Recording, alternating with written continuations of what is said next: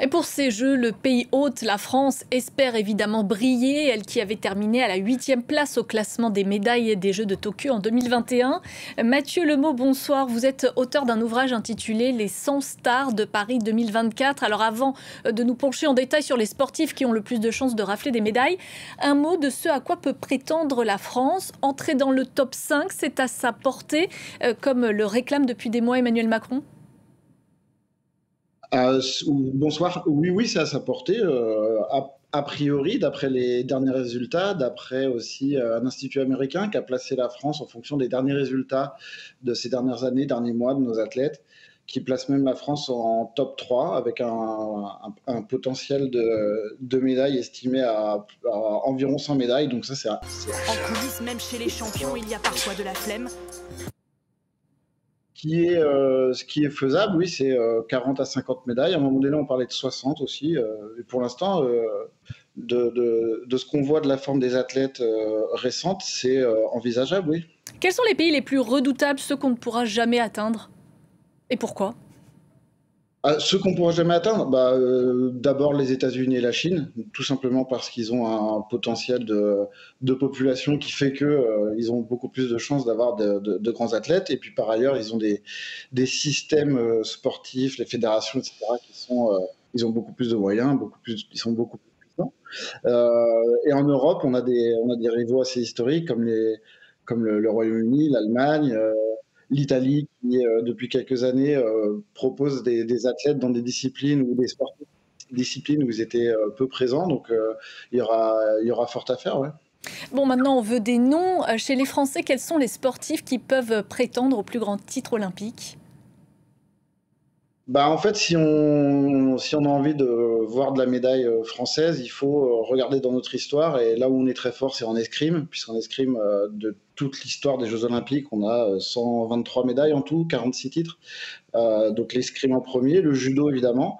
Le judo cette année avec Teddy Riner, évidemment la légende. L'autre légende du judo français, c'est évidemment Clarisse Agbenienou, qui vont tous les deux viser un triplé. Et cette année, le judo français vise 10 médailles, c'est historique, donc on attend beaucoup d'eux. Et puis derrière, on va regarder les cyclistes, comme le cyclisme pardon, sur piste, qui ramène souvent des médailles. Et depuis plus récemment dans l'histoire, la natation. Et puis on a cette année, là, pour cette Olympiade, un athlète qui paraît hors norme, qui s'appelle Léon Marchand, et qu'on voit à l'image, et qui lui, voilà, on attend beaucoup de lui à titre individuel, évidemment. Et vous ne citez pas les sports collectifs, le handball, le rugby, ça se présente plutôt bien également, non? Alors si, j'allais les citer pour le volet collectif. Le problème étant dans le collectif, c'est qu'on peut avoir une star dans une équipe, mais on est plusieurs à jouer. Je pense à Wembanyama pour le basket.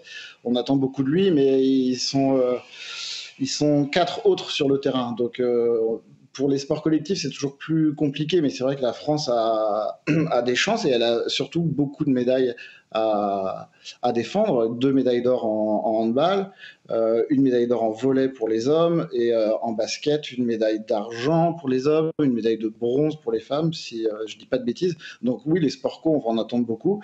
Et là, cette année, on a le rugby à 7, où on a Antoine Dupont, le champion français du 15 de France, qui a fait une préparation consacré justement pour ces Jeux Olympiques et qui a remporté pour la première fois le titre de champion du monde avec l'équipe de rugby à 7. Donc du côté des sports co, on peut en attendre beaucoup et je pense aussi, ça fait des années on les attend, mais pourquoi pas cette année l'équipe de France féminine de foot qui a de sérieuses chances, pardon, qui échoue toujours avant les demi-finales, mais peut-être que cette année, voilà, elle va passer le cap. Et l'athlétisme dans tout ça, l'un des sports phares des Jeux Olympiques, on peut aussi espérer quelques belles stars françaises? Alors malheureusement, je vais répondre non, malheureusement, parce que d'habitude, effectivement, l'athlétisme, ça nous réserve de belles surprises, mais cette année, le niveau général il est bon au niveau européen, mais au niveau mondial, donc au niveau des Jeux Olympiques, on est un cran en dessous. sachant qu'on avait de belles chances avec Kevin Meyer, mais il s'est blessé, donc on ne sait pas où il en est. Et oui, nous avons Samba Mayela aussi, qui, elle, peut être notre médaille, celle qui va sauver l'honneur. Merci beaucoup Mathieu Lemot de nous avoir fait partager un peu vos pronostics pour ces Jeux Paris 2024.